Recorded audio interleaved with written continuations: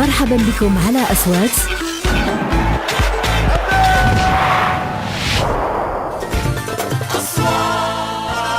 Ravi de vous retrouver comme chaque semaine dans le cadre de libre-échange sur Aswat. Mon invité aujourd'hui est M. Azdine Montasser, qui est directeur général de l'ANRT, qui est en charge du secteur de télécom et de son développement. Évidemment, ce n'est pas la première fois que nous rendons visite à Aswat, ça nous permet au moins une fois par an de faire le point sur le développement de ce secteur. Merci beaucoup d'avoir accepté l'invitation, M. Montasser.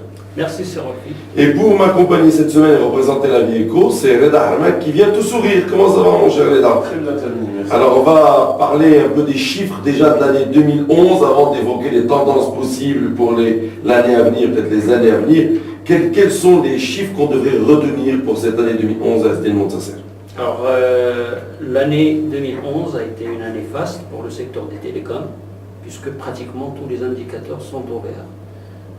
À titre d'exemple, le parc des abonnés mobiles a atteint pratiquement 36,6 millions d'abonnés, avec une croissance de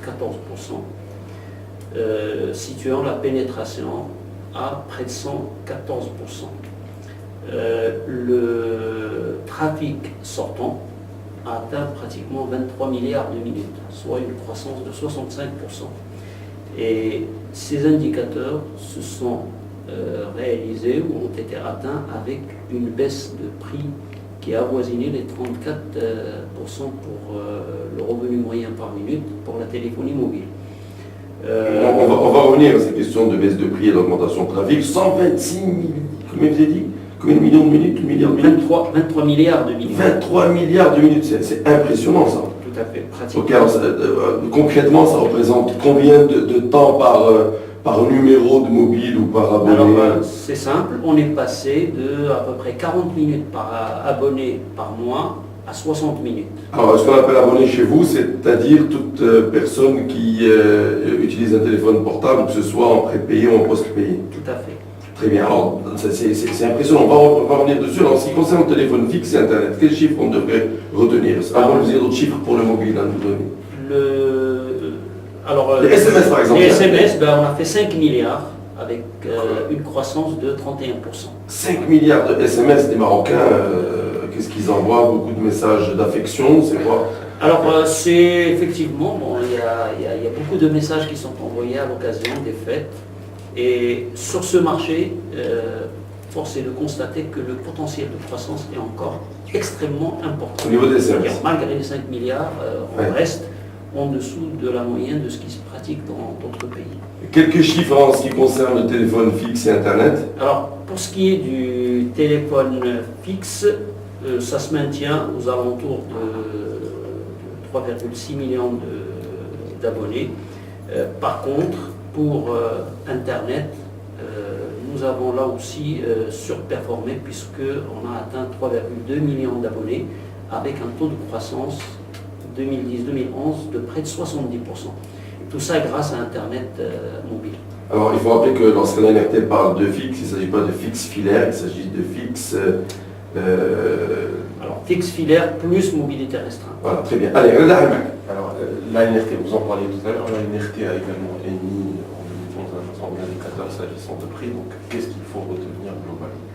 Alors ce qu'il faut retenir, c'est que effectivement, l'ANRT a enrichi l'ensemble de ces tableaux de bord avec des indicateurs portant sur l'usage, portant sur les prix.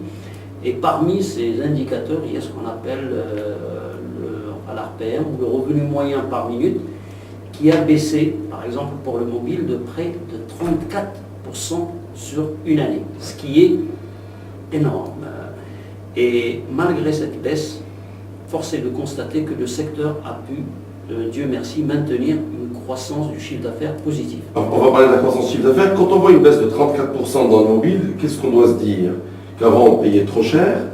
Ou on doit se dire que c'est la politique de l'État ou c'est de l'ANRT qui a agi, ou c'est simplement la concurrence qui a fait ça? Alors, ce qui a fait ça, c'est un certain nombre de facteurs. C'est qu'effectivement, et comme je l'ai dit sur votre antenne il y a quelques temps, en 2008, effectivement, on a constaté que les prix n'avaient pas baissé de la manière dont le gouvernement le souhaitait.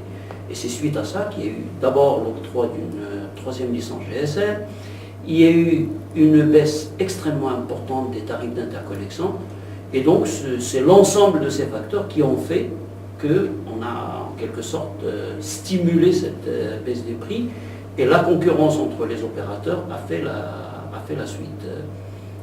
Et donc on se félicite des résultats obtenus. Tous ces indicateurs bien orientés disent que le marché est arrivé à la maturité, mais ça dit aussi qu'on s'oriente petit à petit vers un tassement de la croissance. Dans cette optique, quel relais de croissance se présente pour le marché marocain? Alors, on peut parler de saturation, c'est difficile à dire, puisque bon, si on est à un taux de 113%... Vous nous dites qu'on a déjà équipé tout le monde. Oui, si on est à un taux de pénétration de 113%, je signale qu'il y a un certain nombre de pays qui sont à 130, 140, 150.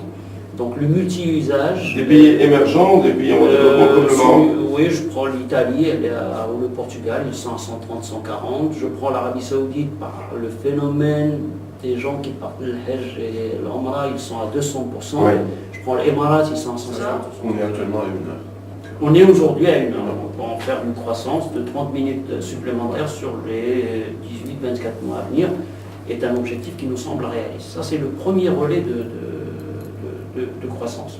Alors maintenant, le vrai relais de croissance, c'est que le secteur des télécoms s'est développé autour de la voie depuis sa libéralisation en 99-2000. Aujourd'hui, la partie voie commence un petit peu à atteindre sa maturité et le challenge va être le marché de l'Internet. Je rappelle que valeur d'aujourd'hui, Internet pèse à peine 5% du chiffre d'affaires global du secteur, alors que c'est lui qui va constituer le véritable relais de croissance pour les 10 années à venir.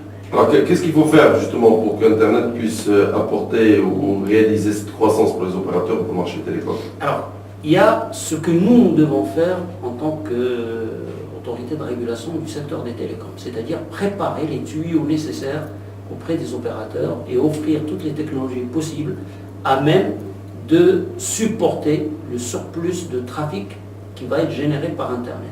Et donc c'est dans ce cadre que dans quelques semaines, nous pensons que nous allons tenir un conseil d'administration de l'agence pour rendre public le plan national haut débit et très haut débit, qui va s'articuler autour d'un certain nombre de leviers, tels que, si vous voulez, l'utilisation de nouvelles technologies telles que la 4G, le renforcement de nos infrastructures en fibre optique et d'autres pistes de développement. L'essentiel pour nous, c'est de mettre en place l'environnement permettant aux opérateurs de répondre à la demande future en matière d'Internet. C'est-à-dire que vous allez proposer aux opérateurs existants la 4G ou vous allez prendre de nouveaux opérateurs pour la 4G? Écoutez, ce sont des processus d'appel d'offres et il est difficile de préjuger les résultats des appels d'offres avant même qu'ils ne soient... Oui, mais il est normal aussi que nous nous posions la question de notre côté. Tout à fait, exactement. Car c'est une grande circulation. Quelle est un peu la logique derrière cette démarche? Alors la logique... Je vous laisserai répondre, je reviendrai à nouveau sur cette question de croissance, chiffre d'affaires du secteur. Allez-y, je rappelle pour nos auditeurs, vous êtes le directeur général d'NRT et vous êtes notre invité dans le cadre de libre-échange aujourd'hui. Alors, pour ce qui est de l'identification des abonnés, il s'agit tout simplement d'une décision qui a demandé aux opérateurs de respecter des engagements de leur cahier de charge. Donc ça, c'est l'aspect réglementaire. Derrière, si vous voulez, cette décision, nous avons un objectif aussi, c'est celui qui consiste à formaliser la relation entre un abonné et son opérateur. Parce que dans beaucoup de cas, le client se plaint de la relation qu'il a avec l'opérateur alors qu'il n'a même pas le support contractuel qui le lie. Donc ça, c'est notre principal objectif. Je rappelle au passage que dans le cadre de la refonte des textes de loi des télécoms, nous avons consacré une partie extrêmement importante aux relations, à la clarification des relations entre les abonnés et les opérateurs pour éviter tout quiproquo.